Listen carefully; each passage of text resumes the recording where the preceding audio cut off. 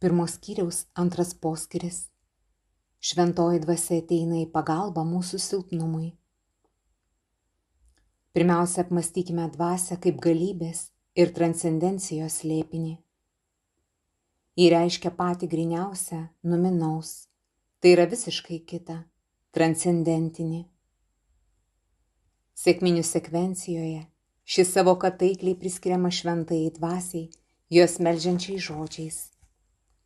Be tavųjų dovanų, numen, viskas žmoguje skurdu, viskas atvira žaizda.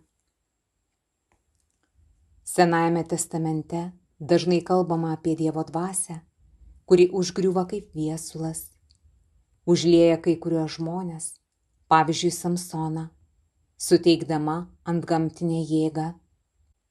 Šiam galybės apreiškimui augant, apibūdinimas šventoji, kadoš, kilęs iš Izaijo 63 skyriaus 10 eilutės ir 51 psalmės, vis dažniau priskiriamas dvasiai. Ir taip galiausiai su šiuo žodžiu sudaromas atskiras sudėtinis vardas – šventoji dvasia. O ką reiškia hebrajiškas kadoš? Žodis šventas šiuolaikinėje vartosenoje yra susiaurintas, sykiu ir susilpnintas. Jis teturi beveik vien moralinę reikšmę. Juo nusakomas gerumas, pamaldumas, tyrumas. Jis tapo raminamuoju žodžiu. Tačiau Izaijui, girdėjusiems kaip serafimams 3 kartus šaukiant šventas, drebėjo durų staktos ir šventykla prisipildė dūmų, anaiptol jis nebuvo užliūliuojantis žodis, juk iš jo lūpų išsiveržė šauksmas. Vargas man, nes esu žuvęs. Išties šventas, tai yra dievybės pripildytas, yra visiška kitokybė, nustėrimą iš baimingos nuostabos perteikiantis žodis. Jis išreiškia transcendencijos atskirumą, visiškai kitą, todėl kad ištvertum jo akivaizdoje, turi garbinti, nutilti ir būti ištyrintas. Kas gali stotis tarnauti viešpačiui, šiam šventajam Dievui? Sakyti, kad Dievas yra šventas, tolygu teigti, kad jis yra ryjanti ugnis. Šventumas imamas tiesiog sieti su šiurpumu. Šventas ir šiurpulingas jo vardas. Jis apima ne tik moralės, bet ir pačios esaties plotmę. Aš esu Dievas, o ne žmogus, šventasis tarp jūsų. Šventa yra tai, kas priklauso dieviškai plotmei, priešingai žmogiškai.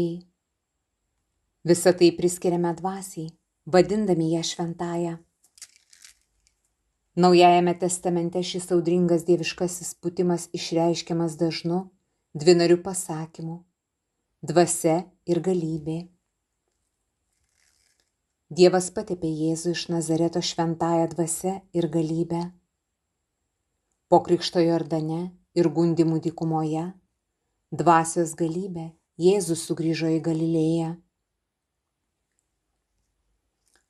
Dvasia yra įvardijama kaip aukščiausiojo galybė arba kaip jėga iš aukštybių.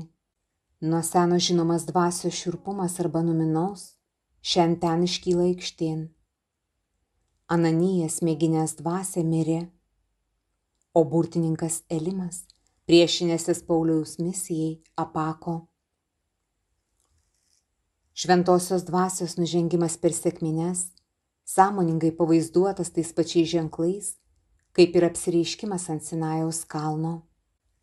Tai netiesioginis būdas patvirtinti, kad dvasios slėpinys yra tokios pat prigimties, kaip paties Dievo slėpinys ir jam prilygsta. Toks pats slėpinys, tokie pat padariniai. Jo dalyviai buvo priblokšti, didžiai nustebę, lyg nesavi ir nustėrę. Kol dar nebuvo dvasiai aiškiai teikta tokia pat garbė ir absoliuti valdžia kaip Dievui, šventasis raštas ją jau priskyrė, tegu netiesiogiai, tačiau dėl to tik dar veiksmingiau. Tačiau eikime prie mūsų apmąstymų praktinio aspekto, prie to, kas svarbu širdžiai. Ką šiuo šventosios dvasios kaip jėgos ir galybės apreiškimu nori perduoti Biblija? Ką iš jo galime gauti savo tikėjimo gyvenimui? Manau, pirmiausia štai ką. Šventoji dvasia yra vienintelė tikra jėga, vienintelė tikra galybė, laikanti bažnyčią. Ir paskiras tikintysis, ir bažnyčia gyvane savo jėgomis. Jos jėga ne kariuomenės pulkai, ne vežimai ir žirgai, visiškai ne tai.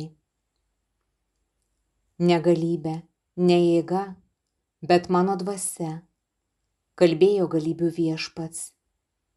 Kas tu esi, didysis kalne? Pavirsti lygumą prieš Zerubabelį. Bažnyčios stiprybė yra netgi neišmintingi svarstymai, išmanimas, sumanumas, filosofija, kanonų teisė, organizacija. Paulius sakė, mūsų evangelija neatėjo pas jus vien tik žodžiais, bet su jėga ir šventąja dvasia ir su tvirtu įsitikinimu.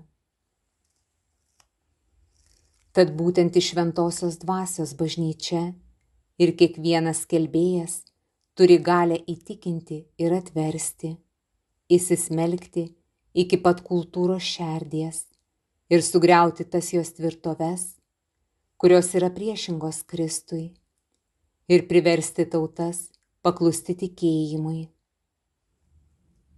Taigi šventoji dvasia yra tikinčiojo drąsos bei narsos versmė ir slėpinys. Štai ką skaitome apie apaštalus sunkią misijos akimirką. Visi buvo pilni šventosios dvasios ir atvirai skelbė Dievo žodį. Šventoji dvasia yra pranašų, apaštalų ir kankinių stiprybė. Aš esu pertekęs jėgų, viešpaties dvasios, teisingumo ir drąsos, skelbė Michėjas. Paulius rašė, Dievas gi mums davė ne baimės dvasią, bet galybės dvasią. Kalbėdamas apie krikščionis, kurie buvo priversti arenoje kovoti su žvėrimis, Tertulijonas vadina šventąją dvasią kankinių ugdytoją. Savo ruožtu Kirilas Jeruzalietis rašo, kankiniai liudija šventosios dvasios stiprybės jėga. Taigi ne visiškai teisinga sakyti, kad drąsos negali pats įgyti.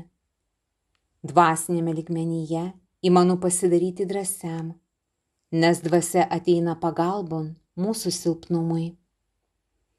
Pats silpnumas netgi gali būti ypatinga proga patirti šventosios dvasios galybę. Visa galybė, kurią turi bažnyčia ir paskiras tikintysis, yra iš šventosios dvasios, arba jie jos visai neturi.